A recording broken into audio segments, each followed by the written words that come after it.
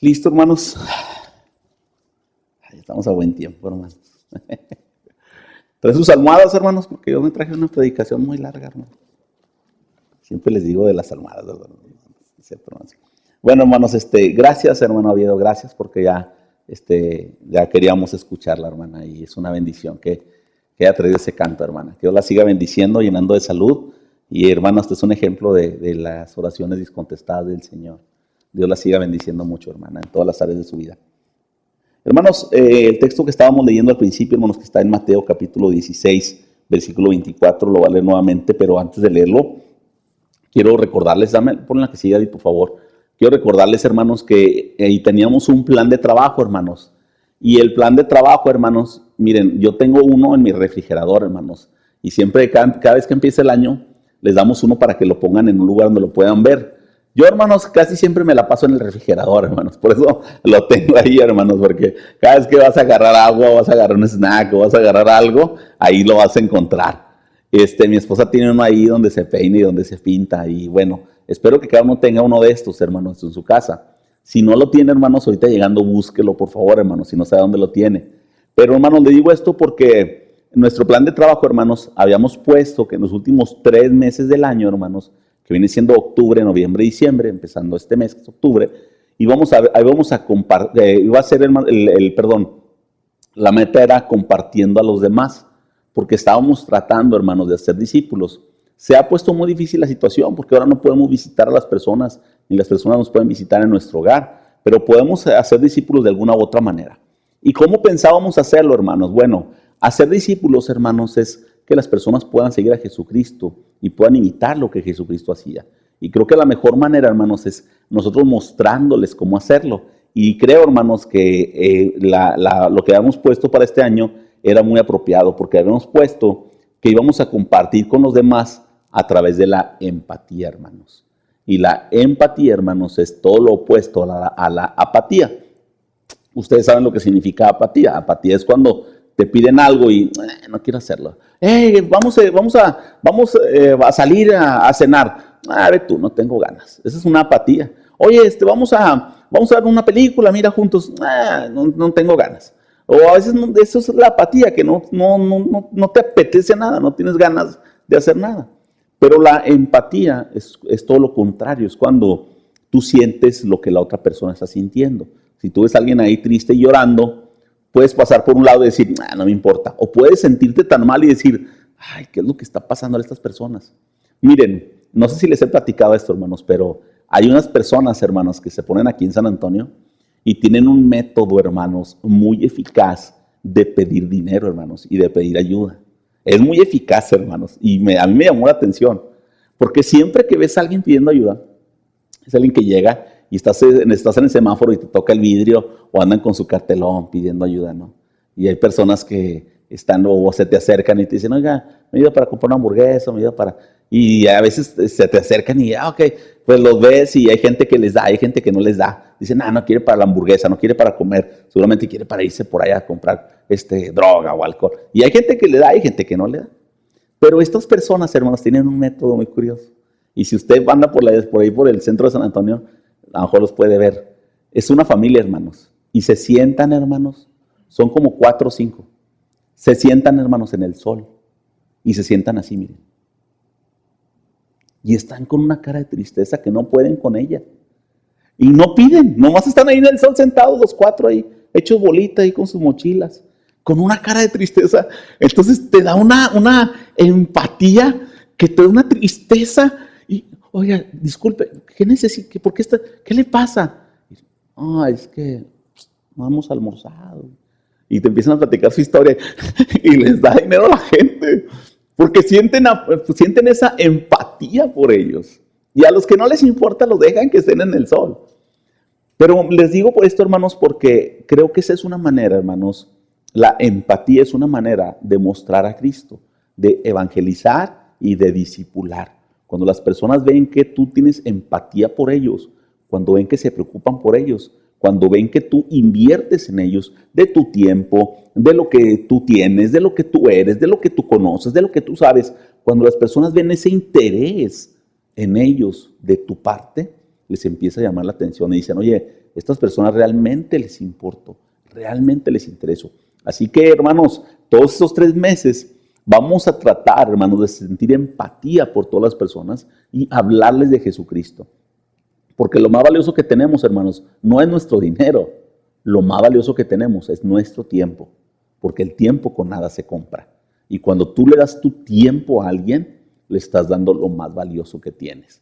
Ponme la que siga, David, por favor. Por eso, hermanos, es que este mes, hermanos, vamos a estar hablando todo el mes de octubre sobre dar de mí. Dar de mí. Y acuérdense, no estamos hablando de tu economía, estamos hablando de tu tiempo, de tu conocimiento, de tu sabiduría, lo que tú le puedes dar a otra persona, lo que tú le puedes enseñar a otra persona, el tiempo que tú puedes invertir en otra persona. Hermanos, yo le doy muchas gracias a Dios porque, pues como saben, tenemos una célula pequeña en la casa de algunos hermanos y hay otros hermanos que siempre van y llevan la palabra, hermanos. Siempre van y llevan la palabra. Y los hermanos que van a ministrar ahí viven lejos, hermanos. Y hasta allá van, hermanos. Invierten de su tiempo, invierten de sus recursos para impactar la vida de los demás.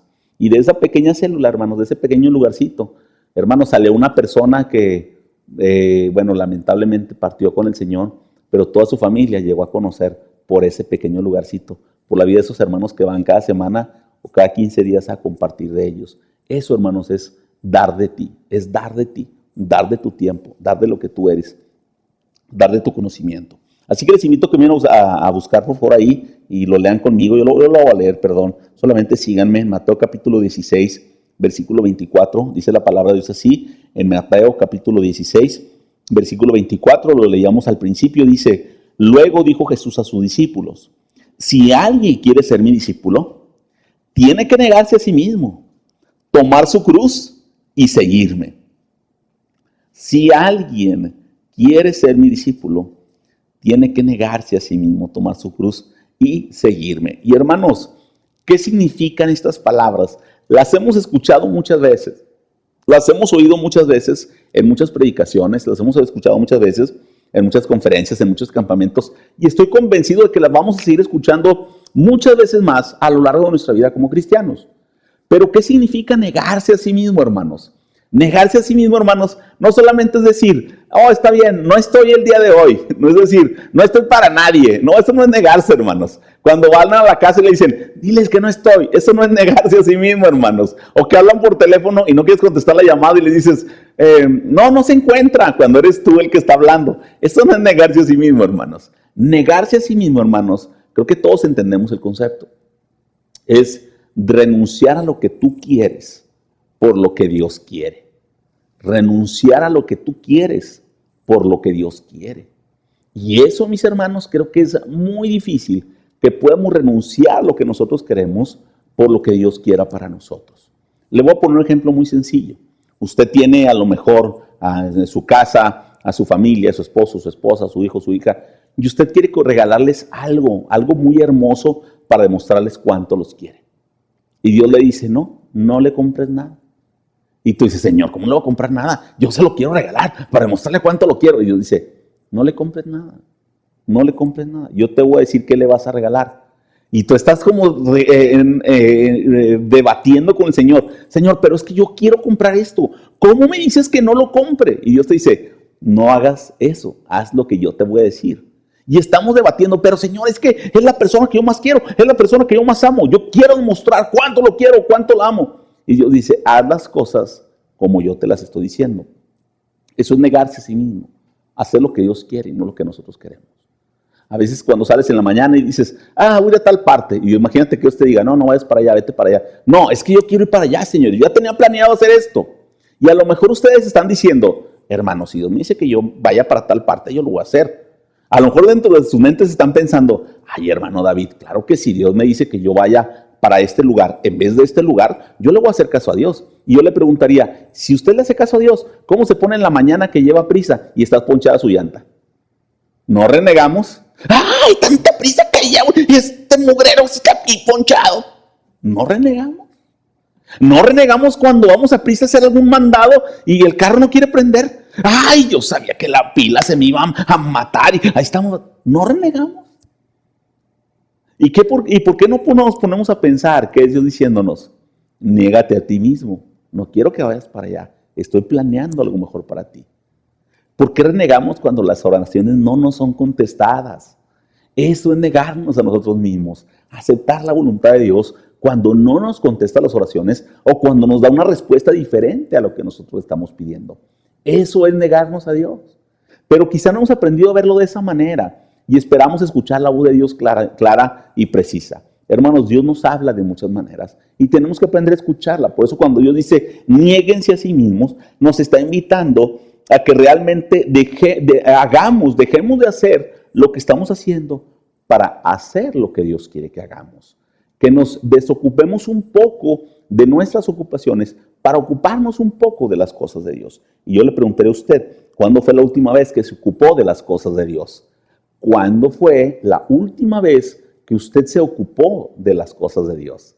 Y quizá esa pregunta nos haga pensar, bueno, y así lo ponemos desde ese contexto, creo que a lo mejor es muy difícil, ¿no?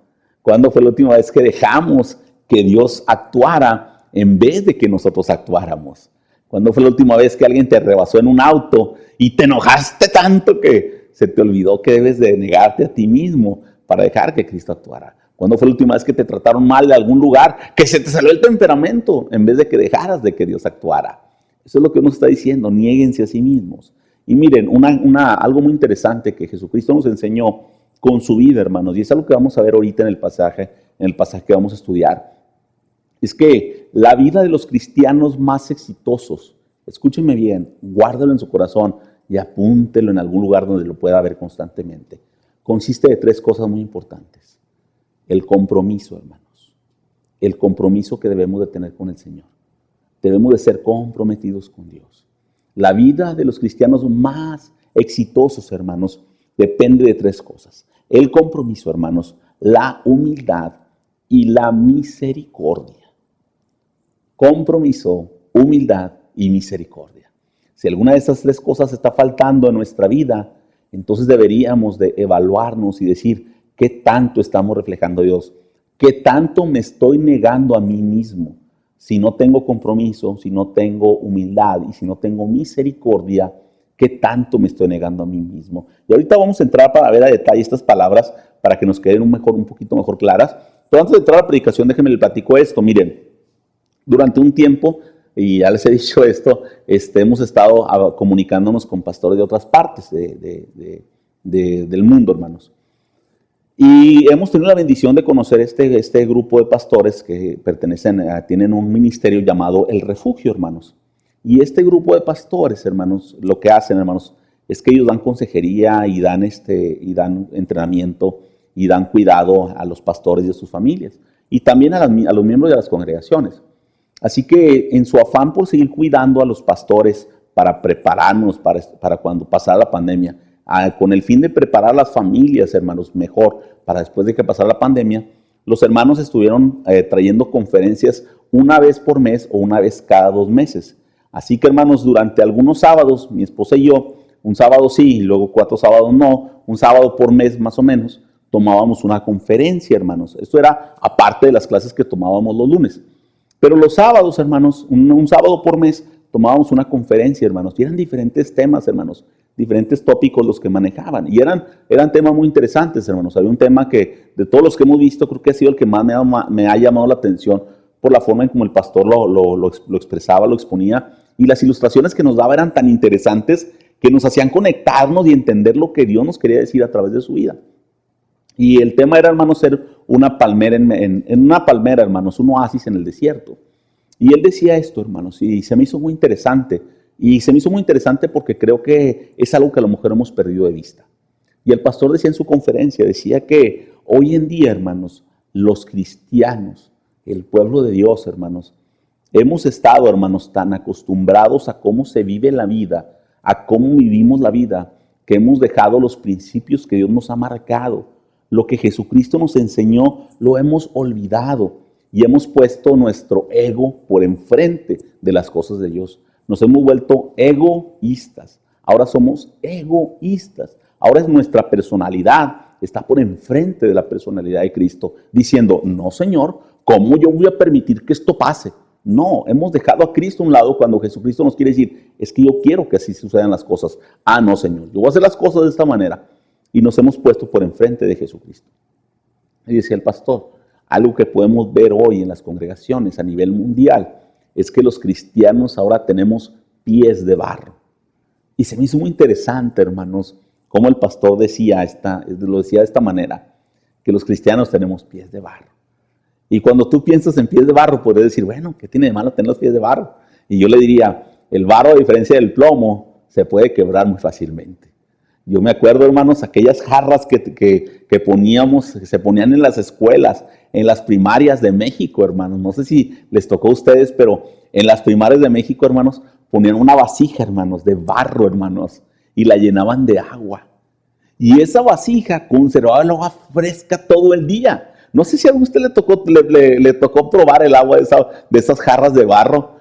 Era increíble que usted le pedía agua a la maestra, ¿me regala agua? Sí, sí, claro. Te servían el agua en un vaso de barro también y el agua parecía que acababa de salir del refrigerador. Estaba completamente fresca, pero debías de tener mucho cuidado, porque a veces cuando andábamos jugando, peloteando ahí en el salón, se caían esas jarras y se quebraban en 1000 pedazos, porque eran jarras de barro, hermanos.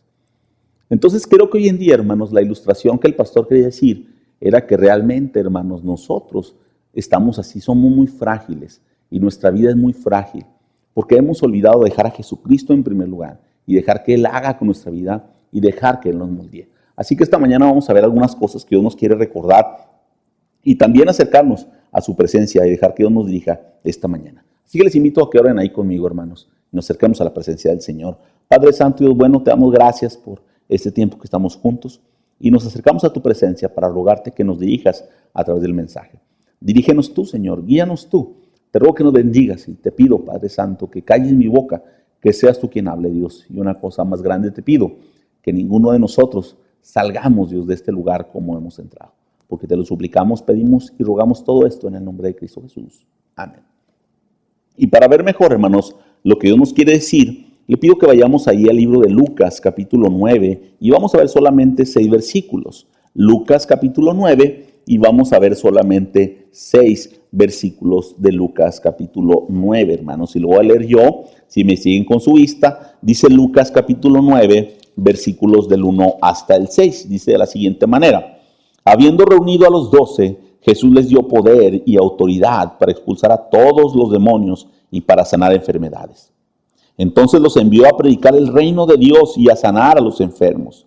No lleven nada para el camino, ni bastón, ni bolsa, ni pan, ni dinero, ni 2 mudas de ropa, les dijo.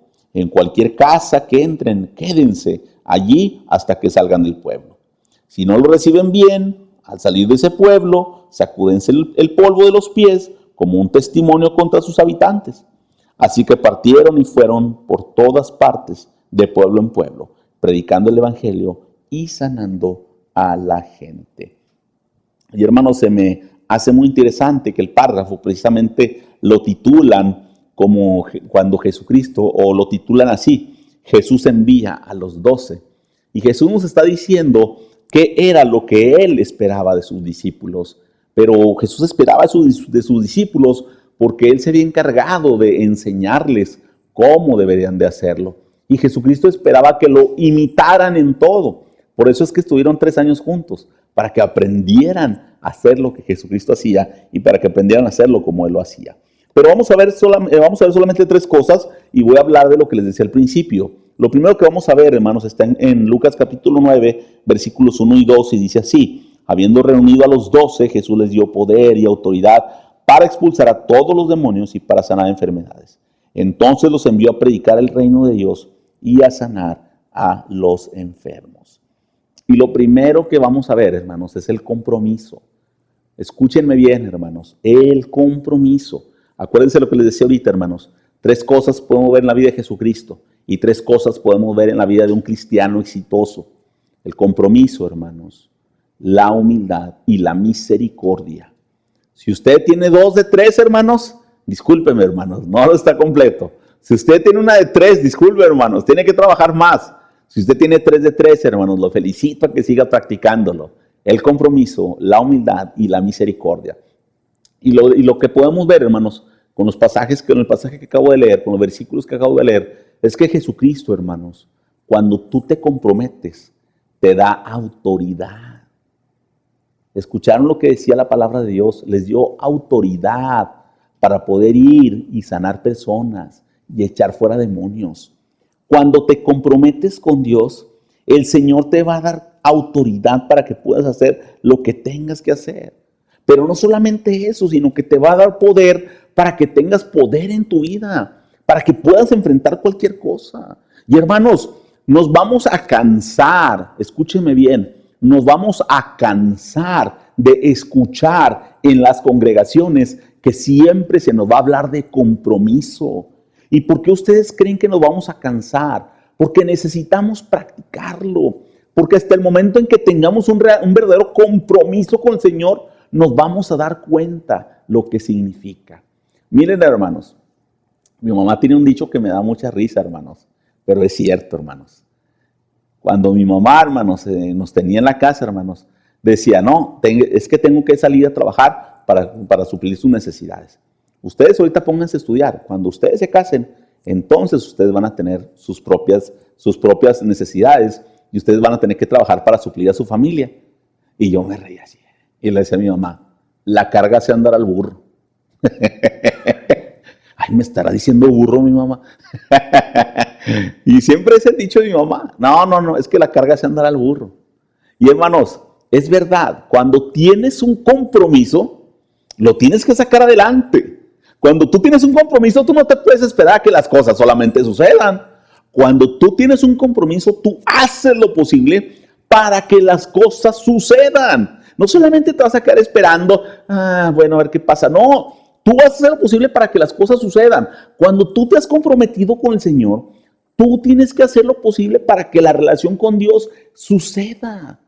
Hermanos, los viernes estamos estudiando, hermanos, que Dios nos dejó los mandamientos, porque los primeros mandamientos tratan de crear una relación directa con Dios, que vienen siendo nuestras relaciones verticales. El compromiso, hermanos, es lo que crea una relación vertical con nuestro Señor, porque nos podemos comunicar directamente, porque podemos escuchar directamente la voz de Dios. Pero ese compromiso, hermanos, solamente llega cuando nosotros realmente tomamos la iniciativa, cuando nosotros realmente tomamos la invitación de Dios. Ayer, hermanos, Dios me dio la oportunidad de ministrar en un velorio, hermanos. Y esta persona, hermanos, la conocimos y era algo bien curioso porque yo era lo que les decía, hermanos. Yo les hacía la mención de que a esta familia la conocimos en el 2014, hermanos. Y en el 2014, hermanos, nosotros íbamos a visitarlos una vez por semana y les dábamos estudio a toda la familia.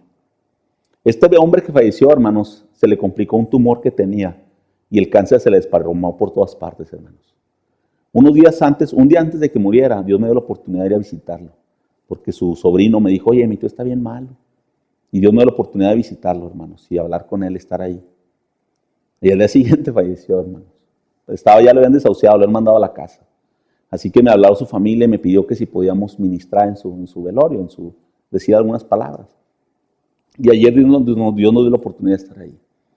Y yo les decía esto a las personas cuando estaba ministrando, cuando estaba compartiendo la palabra, les decía, miren, yo lo conocí a él en el 2014. Y yo en el 2014, yo no sabía que en el 2020 él iba a fallecer. Y yo le decía a las personas, yo no sé cuándo voy a fallecer yo, ni sé cuándo van a fallecer los que están aquí. Si supiera, les diría, prepárense, hagan lo que tienen que hacer con el Señor, comprométanse. Pero no lo sé, ni yo sé cuándo yo voy a partir.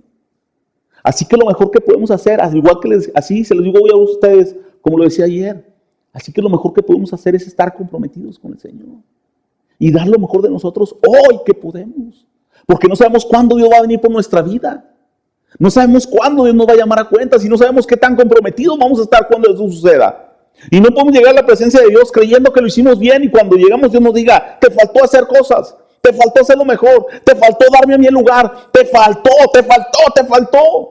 No podemos arriesgarnos a que el Señor nos diga que nos faltó y que en muchas ocasiones nos presentamos nosotros en vez de dejarlo presentarse a Él. No podemos arriesgarnos a que las personas vean nuestro rostro en vez de que vean el rostro de Dios. Por eso debemos decir, Señor, te estoy demostrando en esta situación. Señor, estoy siendo comprometido y estoy dejando que la gente vea tu rostro en vez de que me vean a mí. Señor, estoy dejando que la gente te vea a ti, o yo estoy en medio y la gente me está viendo a mí. Si aún hay cosas por las cuales no te dejan, las personas no pueden ver el rostro de Dios en tu vida, es que aún te falta compromiso con el Señor. Y tienes que trabajar en esa área. Dejar que las personas puedan ver a Cristo.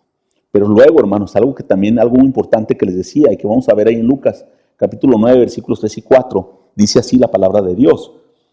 Dice, no lleve nada para el camino, ni bastón, ni bolsa, ni pan, ni dinero, ni 2 mudas de ropa, les dijo.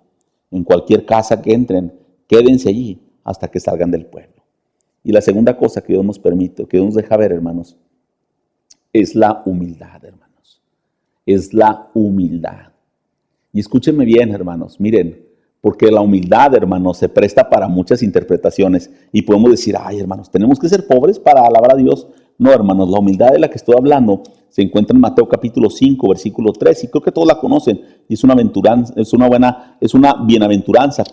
Y la bienaventuranza dice así, dice, dichosos los pobres de espíritu, porque el reino de Dios les pertenece. Dichosos los pobres de espíritu, porque el reino de Dios les pertenece. Y esto, hermanos, pobres de espíritu, se refiere a que debemos de ser humildes de espíritu. A que tenemos que tener humildad en nuestro espíritu. Hay 3 interpretaciones para ese versículo, hermanos. Ahorita no voy a entrar en ese tema, solamente voy a hablar de una, que es que tenemos que ser humildes de espíritu. Cuando Dios nos dice que bienaventurados, hermanos, los pobres de espíritu, está diciendo bienaventurados los humildes de espíritu, porque el reino de los cielos les pertenece a ellos. Y ser humilde de espíritu es precisamente eso, hermanos. Es tener la capacidad, hermanos, para poder ayudar a los demás. No, sin importar cuánto sabemos, sin importar cuánto conocemos de la palabra de Dios. No sentirnos que somos más o que sabemos más que las demás personas o hacerlos sentir menos en ninguna circunstancia. Porque lo veíamos el viernes, hermanos, en el estudio. A veces queremos hacer la voluntad de Dios pisoteando a los demás. Es que usted es un pecador y usted se va a ir al infierno. Y si no se arrepiente, hermanos, el internet, hermanos, está lleno de predicadores que se la pasan ofendiendo a las personas. Es que usted es un pecador, y usted es esto, y usted es lo otro. Y se olvidan de mostrar el amor de Dios. Y creo que lo que Dios nos está diciendo con estas palabras, ser humildes, es saber mostrar el amor de Dios. Que la gente pueda ver el amor de Dios en nuestras vidas. Y que podamos tener un espíritu, hermanos, tan humilde, tan sencillo, que la gente lo pueda percibir. Y pueda tener esa confianza de llegar y pedir ayuda contigo, porque tú representas al Señor. Pero a veces ser humilde de espíritu es muy difícil. Pero tenemos que practicarlo. Mire, le voy a platicar algo que escuché y me causó mucha gracia, hermanos, porque lo estaba platicando un pastor, hermanos, que es conferencista. Y este pastor, hermanos, es muy conocido, hermanos. Este pastor tiene millones de vistas en el YouTube, tiene millones de seguidores, tiene una iglesia muy grande, pero me llama la atención que es muy humilde este hombre. Y dice que en una ocasión, hermanos, él estaba platicando que en una ocasión, él se la pasa viajando, hermanos, porque es conferencista y tiene su iglesia y lo invitan a muchas partes. Y dice que en una ocasión, hermanos, llegó a un aeropuerto, llegó y se bajó y pues estaba esperando hacer conexión con otro avión para llegar a su destino, iba muy lejos. Y dice que mientras estaba ahí sentado, dice, se me acercaron 2 señoras y traen la Biblia en la mano. Y se me acercan y me dicen, oiga, ¿a usted le gusta escuchar de la palabra de Dios? Y dice el pastor, yo me sonreí. Y dice, yo no les quise quitar su intención, porque ellas andaban evangelizando. Dice el pastor, yo puedo haberles dicho, no, ¿qué les pasa? ¿No me reconocen? ¿Que no saben que tengo una iglesia muy grande? Dice el pastor, yo les dije, sí, claro que sí. Y estas mujeres se emocionaron tanto, mire, y empezaron a evangelizarlo. La palabra de Dios dice que todos somos pecadores. Y el pastor, hermano, siendo conferencista, conociendo la palabra de Dios muy bien, estaba poniéndoles atención. No, sí, claro que sí. Dice, al final estas señoras me dijeron, ¿le gustaría aceptar a Cristo en su corazón? Y yo le dije, sí, claro que sí. Bueno, haga esta oración con nosotros. Dice, esas mujeres se fueron tan fascinadas ese día, tan gozosas de que habían ganado un alma para Cristo. Dice que quién sería yo para quitarles esa alegría. Hermanos, a veces es como tenemos que actuar, de una manera que las personas sientan esa calidez en nosotros. Que las personas puedan ver el amor de Cristo en nuestras acciones, en nuestro hablar, en cómo nos dirigimos, hermanos. A veces el mundo necesita ese tipo de detalles para hacer sentir bien a las personas, pero sobre todo para que puedan ver el rostro de Dios y para ser humildes, como Dios nos lo ha pedido. Y finalmente, hermanos, Lucas, capítulo 9, versículos 5 y 6, dice la palabra de Dios así. Lucas capítulo 9, versículos 5 y 6, dice de la siguiente manera. Dice, si no lo reciben bien, al salir de ese pueblo, sacúdanse el polvo de los pies como un testimonio contra sus habitantes. Así que partieron y fueron por todas partes de pueblo en pueblo, predicando el evangelio y sanando a la gente. Y hermanos, este versículo nos habla de misericordia, hermanos, de misericordia. Porque la palabra de Dios le dice muy claramente a sus discípulos, dice, miren, ustedes no se preocupen por nada, ustedes lleven más, ni siquiera lleven 2 cambios de ropa, o sea, sean humildes, dice. Y luego dice, y si no los atienden bien, les dice que salgan y los agarren a pleitos, que se agarren a golpes, que les echen de contado. No, dice, no les digan nada, nomás salgan, miren, sacúdanse los pies y sigan, déjenmelo a mí, yo me voy a encargar de lo demás. Sean misericordiosos, tengan misericordia de esa gente, porque esa gente que los trata mal no es ellos, no son ellos, porque no tenemos lucha contra carne y sangre. Acuérdense de eso. La gente que los trata mal o que quiere pisotearlos, que quiere, tengan mejor compasión de ellos, tengan misericordia de ellos, porque no saben por lo que están pasando. Tengan compasión y digan, pobrecitos, cada vez se están acercando más al infierno. Tengan compasión de ellos, pero tengan misericordia, no se metan en contiendas. Solamente miren, sacúdense los pies y sigan adelante. Y eso es algo que tenemos que hacer, mis hermanos. Y es algo que tenemos que aprender y que tenemos que practicar. Y le voy a decir por qué tenemos que practicarlo. Porque yo sé que las personas con el don de misericordia, y lo sé muy bien, hermanos, sufren bastante. Y sufren bastante, hermanos, porque aman y sienten lo que los demás están sintiendo. Pero muchas veces, como se dice por ahí, el don de misericordia se resfría porque muchas veces te han pagado mal. Dios dice, mira, no te preocupes, tú sacúdete los pies y sigue teniendo misericordia, porque yo me voy a encargar. Tú sigue ayudando, tú sigue bendiciendo, tú sigue teniendo misericordia por los demás. Nunca dejes de creer, nunca dejes de ayudar, nunca dejes de dar. Da lo mejor de ti, da de tu tiempo, haz lo que tienes que hacer. Sigue creyendo, sigue confiando, no te canses, porque esa es tu naturaleza. Porque aunque no lo quieras, es tu don. Y mientras sea tu don de misericordia, tú vas a dar hasta que te canses. Miren, hermanos, voy a terminar con esto porque el tiempo se me vino encima. Pero creo que es una ilustración que les he platicado ya muchas veces, pero me gusta mucho contarla porque creo que refleja, hermanos, exactamente lo que Dios nos pide. Y la historia era la historia, hermanos, de una ranita, hermanos, que era muy buena con todos. Era muy buena con todos, la ranita. Y dicen que un día se le acerca un alacrán. ¿Conocen la historia? ¿Y se acuerdan qué le dice el alacrán? Ranita, ¿me pasas el río, por favor? Y luego la ranita voltea y lo ve. Y el alacránzote con la cola así listo para picar. Y dice la ranita, no, porque ¿qué tal si me picas? No, ranita, no te voy a picar. Pásame el río, ándale. Es que no puedo llegar al otro lado. Y la ranita, como muchos de ustedes, tiene el don de misericordia, hermanos. ¿Y qué le dijo la ranita? Ándale pues, güey. Y el alacrán, como muchos hijos del diablo, hermanos, ¿qué hace? La lastima, hermanos.